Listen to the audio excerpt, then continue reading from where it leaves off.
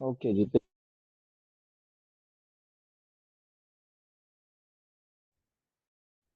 फिर मार्च का पेपर है 2022 का, और है भी टू 2022 का है मार्च का पेपर टू। क्वेश्चन वन कहता है कि shows how first ionization energies vary across the period two के एलिमेंट्स आपके सामने लिखे हैं। Construct an equation. तो आपके पास आयोनाइजेशन होती है ना। आयोनाइजेशन का मतलब होता है लॉस ऑफ इलेक्ट्रॉन। आयोनाइजेशन का मतलब क्या है? Loss of electron. Okay, loss of electron. तो जब ऑक्सीजन गैस इलेक्ट्रॉन का लॉस करेगा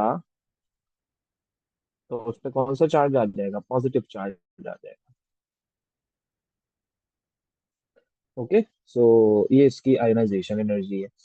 कोई भी एलिमेंट हो ना, उसकी आयनाइजेशन एनर्जी एक्चुअल में ऐसे ही होती है। तो आप उसमें से इलेक्ट्रॉन का एक लॉस करवा दो, लेकिन शर्त ये है कि जब इलेक्ट्रॉन का लॉस करवाओ तो इलेक्ट्रॉन का जो लॉस होता है वो उसके आउटर यानी कि गैशियस एटम से होता है। याद रखना, गैशियस एटम से होता है। तो अगर स्टेट सिंबल नहीं लिखोगे तो गलत हो जाएगा। Okay, state and explain general trend first ionization period two. Period two में आयनाइजेशन एनर्जी क्या होती होगी? और साइज और आयनाइजेशन का इनवर्स रिलेशन है। साइज अगर बड़ा होगा तो आयनाइजेशन एनर्जी कम होगी, साइज अगर छोटा होगा, फोर्स ऑफ अट्रैक्शन ज्यादा होगी, तो आयनाइजेशन एनर्जी भी ज्यादा होगी। ओके, अच्छा। तो ट्रेंड तो अभी पता लग गया हमें। ट्रेंड तो हमें अभी पता लग गया क्या? कि ट्रेंड तो इंक्रीज हो रहा है आयनाइजेशन एनर्जी का। Ionization energy increases across the period. तो हम इसको लिख देते हैं कि आयोनाइजेशन increases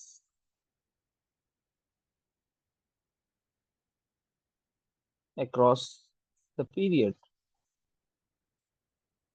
ओके, अच्छा, फिर क्यों इंक्रीज हो रही है? क्योंकि आपका जो एलिमेंट का साइज है, आपके जो एलिमेंट का साइज है वो क्या हो रहा है? डिक्रीज हो रहा है। जब एलिमेंट का साइज आपका डिक्रीज होगा तो उससे होगा क्या? कि ऑब्वियस सी बात है, जब आपके एलिमेंट का साइज इन डिक्रीज होगा तो फोर्स ऑफ अट्रैक्शन क्या हो जाएगी? स्ट्रांगर हो जाएगी। जब फोर्स ऑफ अट्रैक्शन स्ट्रांगर हो जाएगी so more energy is required to remove electron. Okay, तो अब मैं इसका रीजन क्या लिखूंगा? कि size of element size of element decreases. जब साइज किसी चीज का डिक्रीज होगा, as a result of decrease in size, as a result of decrease in size, nuclear, बेटा म्यूट कर लो, न्यूक्लियर अट्रैक्शन, बेटा म्यूट कर लो। So when the nuclear attraction क्या हो जाएगी? इंक्रीज हो जाएगी। न्यूक्लियर अट्रैक्शन के इंक्रीज होने की वजह से मोर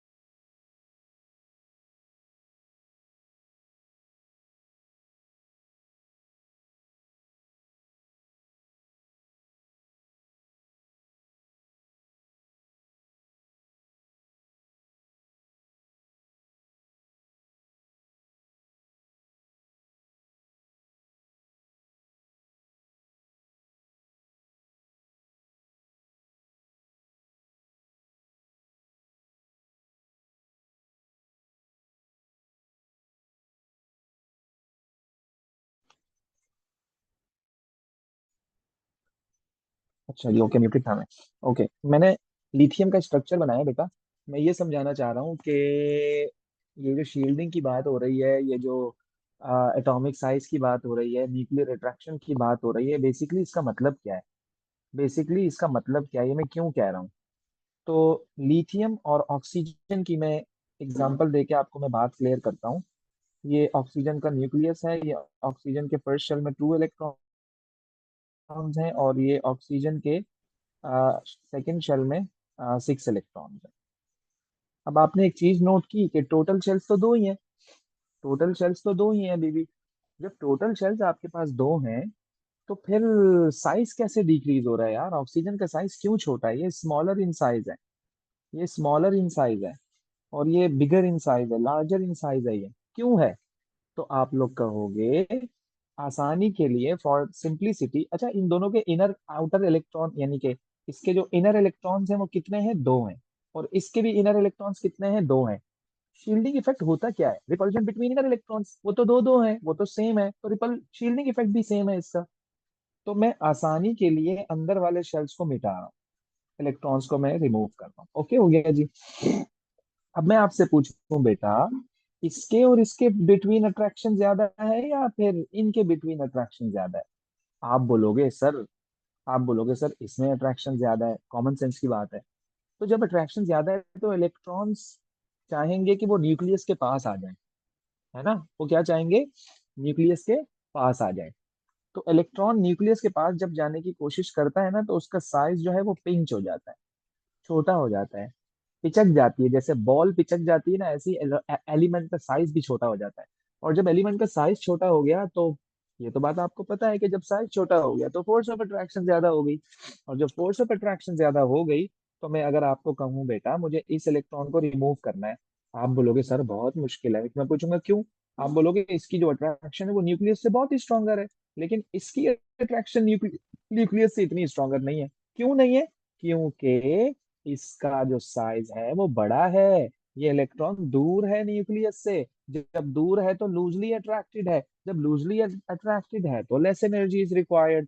तो इसलिए मैं क्या कह रहा था आप लोगों को, वो अक्रॉस द पीरियड जो है बेटा, वो आयोनाइजेशन एनर्जी क्या होती है? इंक्रीज होती है, क्योंकि साइज आपका डिक्रीज हो रहा होता है।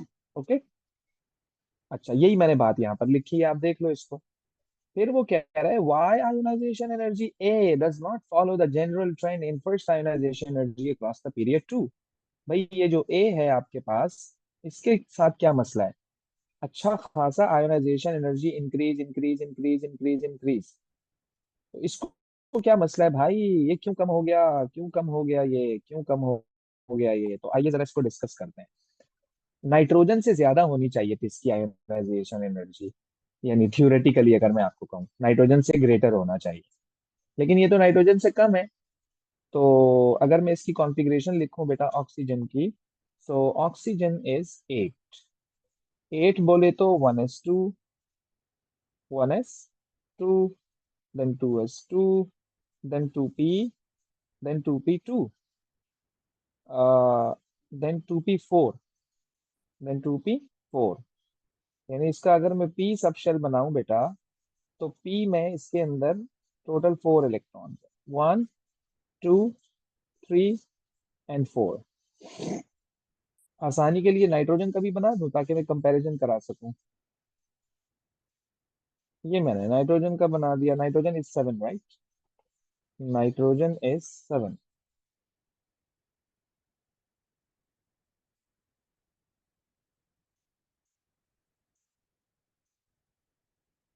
बिल्कुल अयान, बिल्कुल, yes.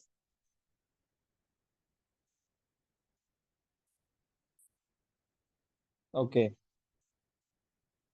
1, 2, 3। This is half filled, this is half filled, and this is partially field, this is partially field. Partially field में होता क्या है बेटा? बेसिकली वो अनस्टेबल होता है। आप पूछोगे क्यों अनस्टेबल होता है ना भाई? आप पूछोगे सर ये क्यों अनस्टेबल है? क्यों अनस्टेबल है? This is unstable, this is, yes Faisal, this is unstable. क्योंकि स्पिन पेयर रिपल्जन हो रही है इसमें।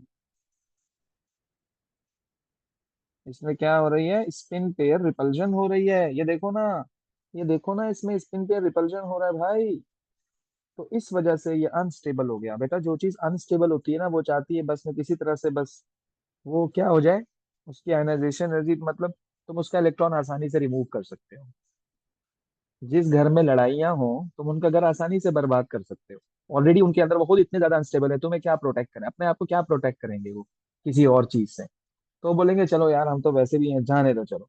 उसकी आयनाइजेशन एनर्जी कम है क्योंकि स्पिन पेयर रिपल्जन है। स्पिन पेयर रिपल्जन है उसके अंदर, ओके। और दूसरा आप ये भी कह सकते हो बेटा कि जो आपके पास आ, जो ऑक्सीजन है, इसकी अगर मैं एटॉमिक साइज की बात करूं, ऑक्सीजन के एटॉमिक साइज की बात करूं मैं, तो ऑक्सीजन और नाइट्रोजन के एटॉमिक साइज में क्या डिफरेंस है? अभी मैंने आपको एक चीज बताई थी। अभी मैंने आपको एक चीज बताई थी कि अक्रॉस द पीरियड इनका एटॉमिक साइज डिक्रीज होता है, फिर तो ऑक्सीजन का एटॉमिक साइज स्मॉलर होना चाहिए और इसका एटॉमिक साइज लार्जर होना चाहिए। तो थियोरेटिकली देखा जाए तो ऑक्सीजन की आयनाइजेशन एनर्जी ज्यादा होनी चाहिए, लेकिन कम है। साइज तो सही है इसका, मतलब साइज तो इसका स्मॉलर है, ग्रेटर न्यूक्लियर चार्ज तो है, वो तो बात सही है। लेकिन मसला पता है क्या है? मसला यह है कि उसके अंदर रिपल्जन आ गई। वो जो दो इलेक्ट्रॉन हैं उनके बीच में रिपल्जन आ गई। रिपल्जन ने इसको इतना अनस्टेबल कर दिया कि इसकी आयोनाइजेशन एनर्जी क्या हो गई? कम हो गई। ओके। अच्छा जी, फिर क्या कहता है कि deduce the full electronic configuration of E, explain your answer.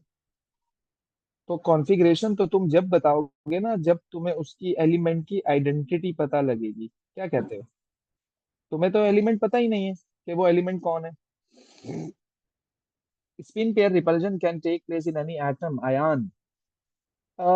Yes बेटा, स्पिन पेयर रिपल्जन हर उस एटम में होगी जिसमें एक डब्बे में दो इलेक्ट्रॉन आ जाएंगे ऐसे करके। अब जैसे इसमें नहीं है, अब इसमें नहीं है, नाइट्रोजन में नहीं है, लेकिन इसमें है। अब तुम कोई ऐसा प्रोटॉन नंबर और लोगे जिसमें एक डब्बे में दो इलेक्ट्रॉन आ रहे होंगे, उसमें भी स्पिन पेयर रिपल्जन होगा। बात समझ रहे हो? तो ये किसी भी एटम में किसी भी टाइम हो सकता है। कोई हार्ड एंड फास्ट रूल नहीं है कि इसमें हो रहा है और उसमें नहीं होगा, ऐसा कुछ भी नहीं है थ्योरी। अच्छा जी। हाँ, कुछ भी हो, कुछ भी हो, कुछ भी हो, कुछ भी हो। आइए जरा इसकी, इसको हम देखते हैं बेटा, ये है कौन? ये है कौन सा एलिमेंट? तो बेटा इन्होंने आपको एक इंफॉर्मेशन दे दी कि पीरियड थ्री में है। इन्होंने क्या इंफॉर्मेशन दे दी? पीरियड थ्री में है। चलो जी, अच्छी बात है भाई, पीरियड थ्री में है तो फिर जब पीरियड थ्री में ये है तो फिर हमें ग्रुप भी तो पता लगे ना यार, ताकि मैं फौरन से फटाफट करके निकाल लूं। अगर आपको मैं ग्रुप नंबर भी बता दूं, पीरियड नंबर भी बता दूं और आपसे पूछूं जरा बताओ कौन सा एलिमेंट है, तुम्हारे लिए क्या मुश्किल है यार फिर? कोई मुश्किल नहीं है तुम्हारे लिए। तो ग्रुप देखते हैं इसका क्या है। फैसल कह रहा है ग्रुप थ्री है। लेट्स सी फैसल ये कौन सा ग्रुप है। बेटा जब उसने फर्स्ट से सेकंड पे जंप किया तो डिफरेंस आया। लेट्स सपोज इन दोनों का जो डिफरेंस है बेटा, इन दोनों का, इन दोनों का जो डिफरेंस है 1800 minus 500 that is equal to 1300 approximately. और जब इसने और इसने डिफरेंस मैंने इसका देखा तो 2700 माइनस का 1800 दैट इज अप्रोक्सीमेटली, मैं इसको ले लेता हूँ चलो, 1500 ले लेता हूँ। लेट सपोज ऐसे ही है कुछ लगभग। और जब इसने और इसने जंप किया, ओ तेरी खैर, 11,000, 2700 to 11,000, a big jump, big jump.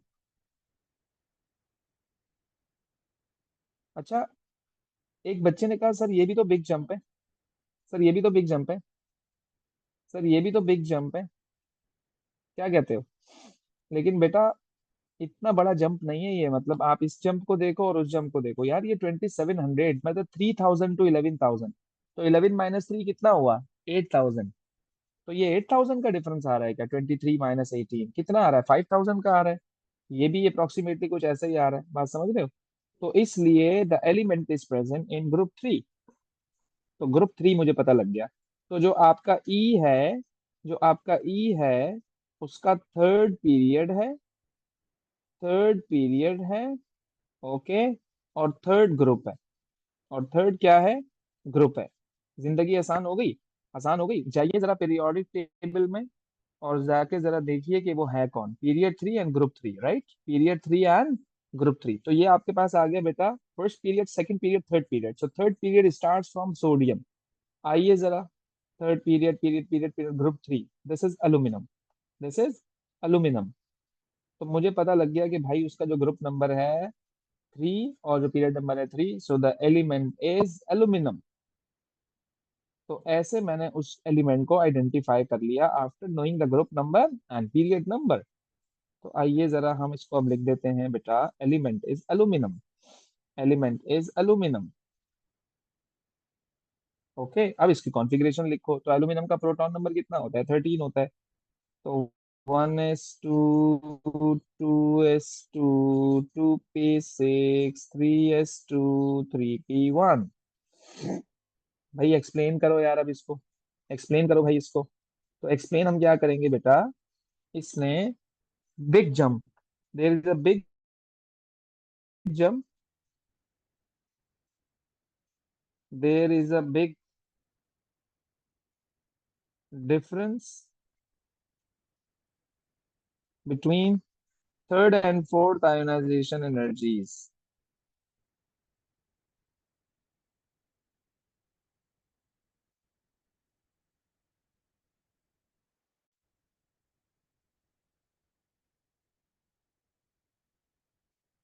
Third and fourth ionization energies, okay.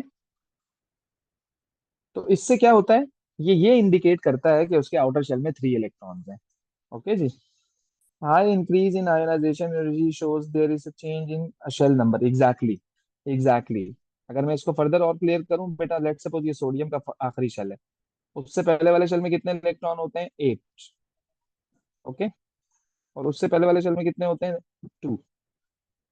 ये सोडियम का न्यूक्लियस है। मैंने एक इलेक्ट्रॉन रिमूव कर दिया, मैंने एक इलेक्ट्रॉन रिमूव कर दिया, मतलब उसके लिए सब कुछ एनर्जी चाहिए, let's suppose 500 kilo joules energy चाहिए। जब ये इलेक्ट्रॉन रिमूव हो गया, इसका मतलब क्या है, ये शेल भी खत्म हो गया, खत्म हो गया शेल। अब मैं तुम्हें कहूँ चलो दूसरा भी रिमूव करो, तो दूसरा कहाँ से रिमूव करोगे, इस शेल से रिमूव करोगे ना, कैसे करोगे, ये तो स्टेबल शेल है। तो हो तो जाएगा, लेकिन 50,000 किलो जूल्स एनर्जी चाहिए। तुम जैसे ही इतना बड़ा डिफरेंस देखोगे, तुम समझ जाओगे, ओ अच्छा ये वो एलिमेंट है जिसके आखिरी शेल से सिर्फ एक ही इलेक्ट्रॉन रिमूव हो सकता है, क्योंकि दूसरा इलेक्ट्रॉन के रिमूव करना बहुत मुश्किल है। तो समझ जाओ ना भाई, तो समझ जाओ ना। तो ये स्ट्रेटेजी होती है हमारी, जब भी हम किसी एलिमेंट का ग्रुप नंबर आइडेंटिफाई कर रहे होते हैं, तो बिग जंप नजर आते हैं तो हमें पता लग जाता है वो कौन से ग्रुप में। So there is a big difference in between third and fourth ionization energies. So it which shows that it has three outer electrons.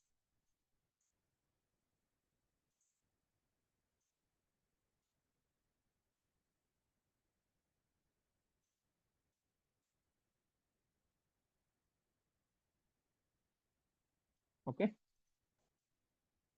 Define reducing agent, बिल्कुल बच्चों वाला सवाल है। रिड्यूसिंग एजेंट कौन होता है, कौन होता है रिड्यूसिंग एजेंट, जो reduces other and oxidises itself. या आप ये कह दो कि इलेक्ट्रॉन डोनर, इलेक्ट्रॉन डोनर भी रिड्यूसिंग एजेंट होता है, इलेक्ट्रॉन का डोनर, इलेक्ट्रॉन का डोनर। अब आप बोलोगे कैसे, भाई रिड्यूसिंग एजेंट खुद ऑक्सीडाइज होता है ना। ऑक्सीडेशन का मतलब क्या होता है, लॉस ऑफ इलेक्ट्रॉन, तो वही किया ना, इलेक्ट्रॉन डोनेट किया है उसने, एक ही बात है। Right an equation, sodium oxide का रिएक्शन करवाना है पानी के साथ, तो पॉसिबल प्रोडक्ट जो इसकी बन रही है that is sodium hydroxide. Yes Khadija, good, this is sodium hydroxide. So balancing के लिए मैंने यहाँ पे टू लगा दिया। State what is meant by the term amphoteric, amphoteric का मतलब होता है बीच का, मतलब के डुअल बिहेवियर, मतलब के dual nature, react with both, reacts with acid and base. Al2O3 is purified from bauxite in several steps. The first step involves heating aluminum oxide with an excess of NaOH. A colorless solution forms. Write an equation for this reaction. ये बड़ी ही कोई जो है वो, यूं समझ लो इसको कि लाडली इक्वेशन है जो सिर्फ स्पेशली इसी के साथ होती है, वरना अदरवाइज ऐसा कोई प्रोडक्ट नॉर्मली बनता नहीं है। तो इसमें पता है क्या बनता है? AlNaAlOH OH4, और यहाँ पर वाटर भी आता है।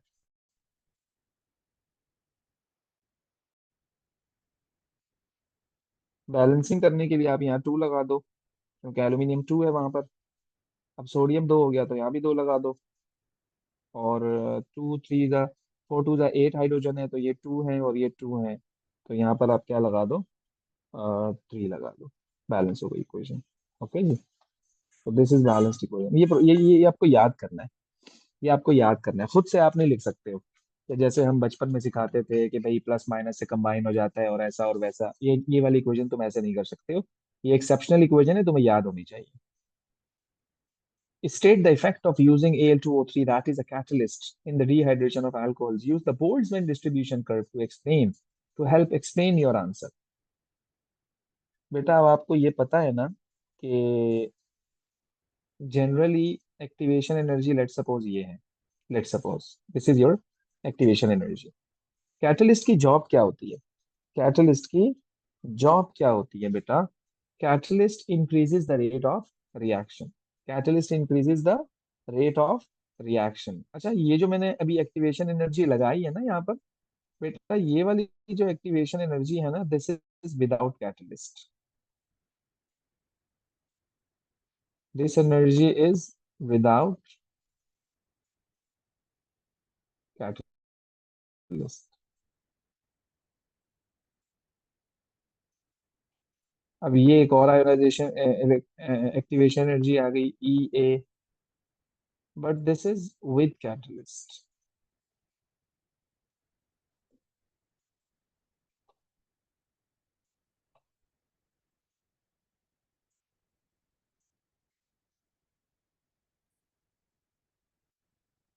With catalyst, right? So with catalyst में अब नंबर ऑफ मॉलिक्यूल्स और भी आ गई है, देखो। एरिया अंडर द कर्व बढ़ गया है ना। लेट सपोज अगर आपके पास पहले 20% मॉलिक्यूल्स थे, अब आपके पास 30% मॉलिक्यूल हो गए, क्योंकि 10% ये भी आ गया, तो टोटल इंक्रीज हो गया।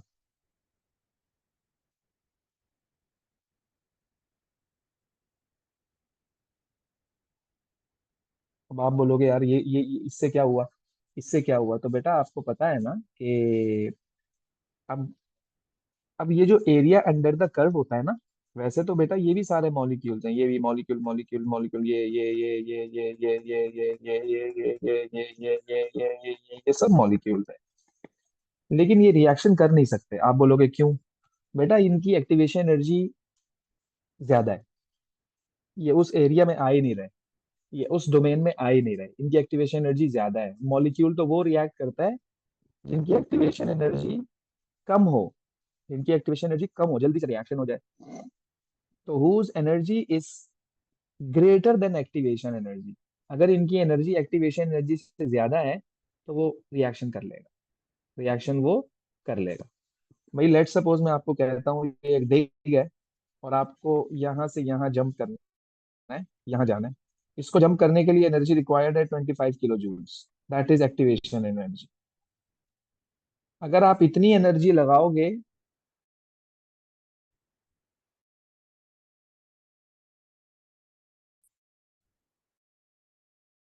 तो आप इसको क्रॉस कर जाओगे। 26 kJ लगाओ, 27 kJ लगाओ, 28 kJ लगाओ।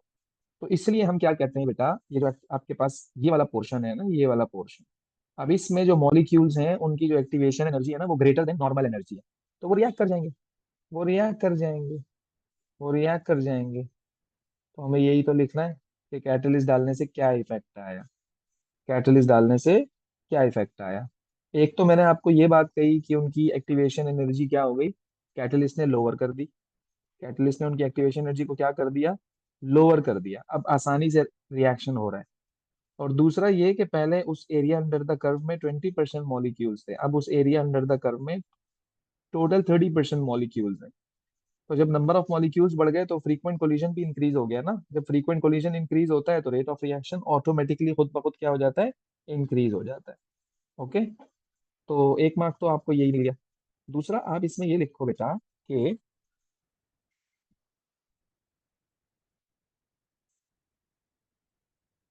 देर is a large number of molecules, बल्कि आप इसको यूं लिख लो, there is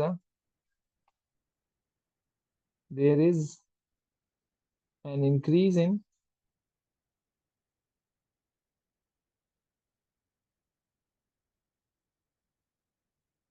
molecules whose energy is greater than activation energy। और अगर उनकी एनर्जी एक्टिवेशन एनर्जी से ज्यादा हुई तो वो क्या करेंगे, they are going to react with each other. एक तो इसका मार्क मिल जाएगा, 2 मार्क हो गए।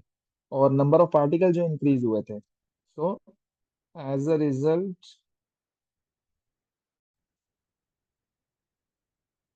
इन इंक्रीज इन पार्टिकल्स,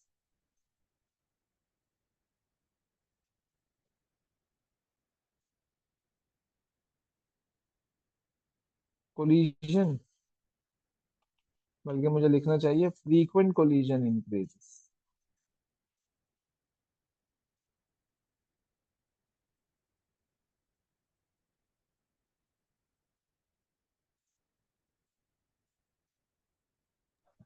और रेट ऑफ रिएक्शन क्या हो जाएगा, इंक्रीज हो जाएगा। P4O6 is a white solid that has a melting point of 24 degrees Celsius. Solid P4O6 reacts with water to form H3PO3. Deduce the type of structure and bonding shown by P4O6. Explain your answer। भाई P4O6 की आप bonding को explain कर दो, भाई क्या है P4O6 की बॉन्डिंग, इसके प्रॉपर्टीज को देखते हुए। बेटा एक तो आपने इनको इन्होंने आपको इंफॉर्मेशन P4O6 की ये दी कि ये एक व्हाइट सॉलिड है और इसका मेल्टिंग पॉइंट 24 डिग्री सेल्सियस। मतलब इतना कम मेल्टिंग पॉइंट होता है क्या, मतलब इतना कम मेल्टिंग पॉइंट होता है क्या? नहीं ना, इतना कम तो मेल्टिंग पॉइंट नहीं होता है। वो तो आयोनिक, आयोनिक का तो बहुत ज्यादा होता है। अगर आप ये सोचो कि ये आयोनिक है तो this is not an ionic, this is covalent. Covalent के मेल्टिंग पॉइंट कम होते हैं। तो यहाँ से आपने अंदाजा लगा लिया कि ये कोवेलेंट है। दूसरा ये बेटा कि आप इसको कह रहे हैं कि,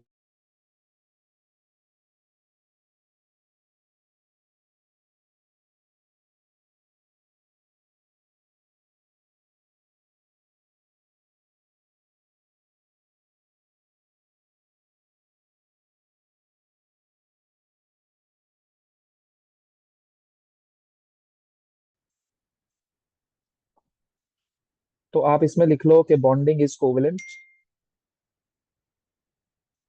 कोवेलेंट बॉन्डिंग,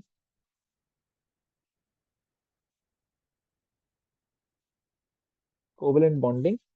और इसका स्ट्रक्चर क्या है बेटा, सिंपल मॉलिक्यूलर स्ट्रक्चर है। जायंट इसलिए नहीं है क्योंकि मेल्टिंग पॉइंट कम है इसका। With a simple molecular structure.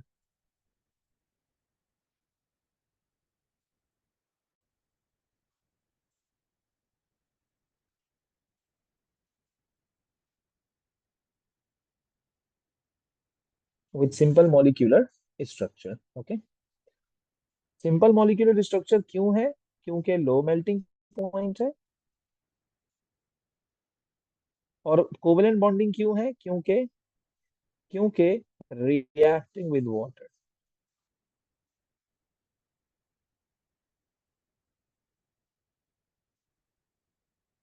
Okay. Determine the oxidation number, या स्पेशल हाइड्रोलाइज भी हो रहा है, एक ही बात है। रिएक्शन विद वाटर या हाइड्रोलिसिस एक ही बात है। Oxidation number of P in H3PO3।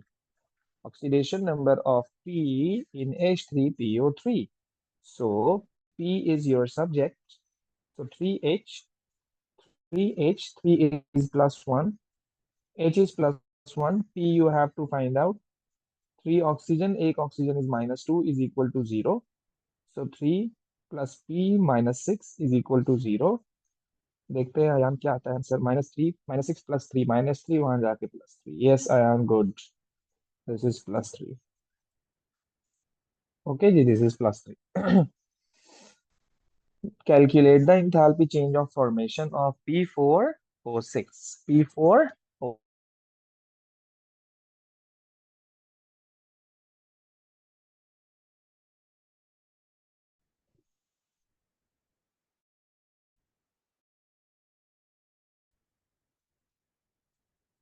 Formation निकालना है।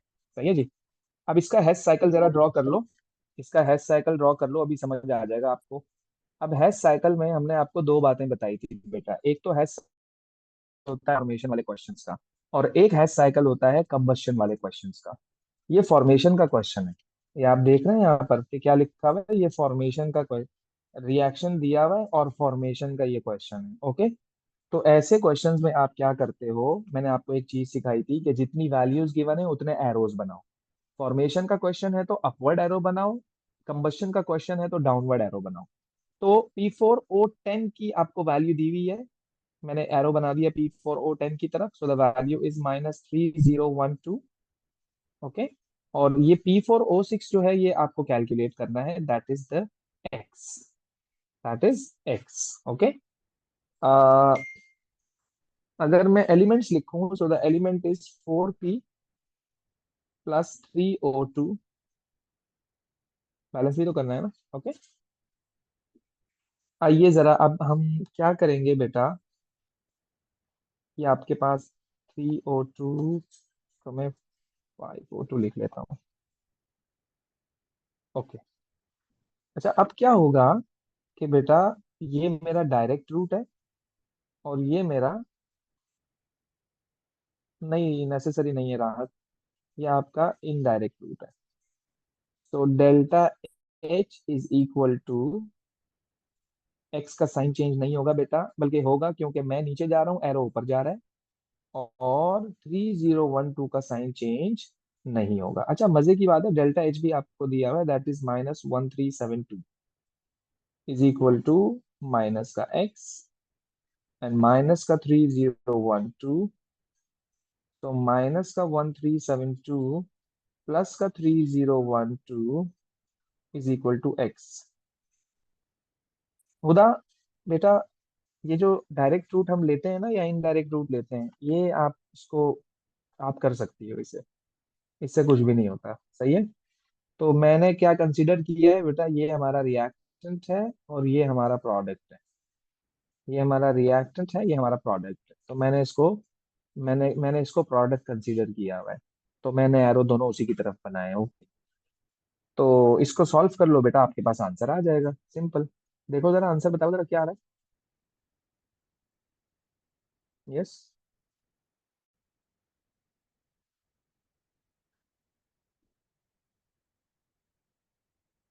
1640 आ रहा है माइनस का। Okay. Yes. Right an equation for the reaction of P4O10 with water. तो P4O10 का रिएक्शन करवाते हैं, देखते हैं वाटर के साथ क्या करेगा ये।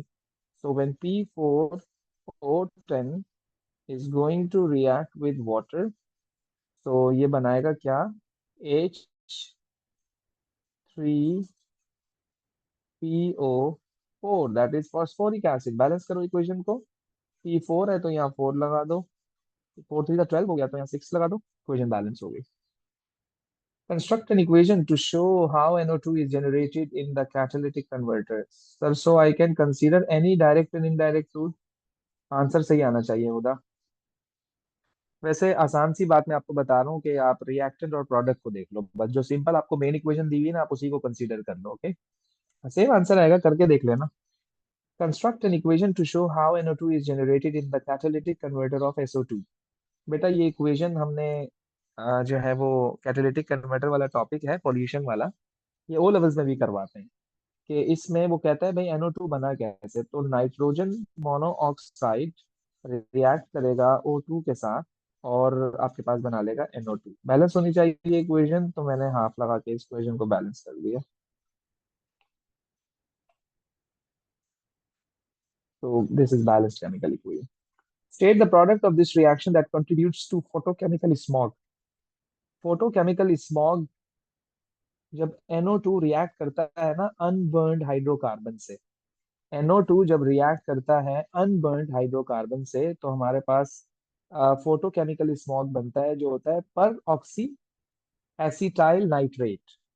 तो हम उसे शॉर्ट में कहते हैं पैन। हम उसे शॉर्ट में क्या कहते हैं, पैन। पैन बोले तो पर oxy acetyl nitrate. Acetyl nitrate. तो ये बेसिकली फोटोकेमिकल स्मॉग का, इसकी वजह से होता है, ये फोटोकेमिकल स्मॉग का कॉज है ये। बेटा मर्जी है आपकी, आप एब्रिविएशन लिख दो या फुल नेम लिख दो, इट्स अप टू यू।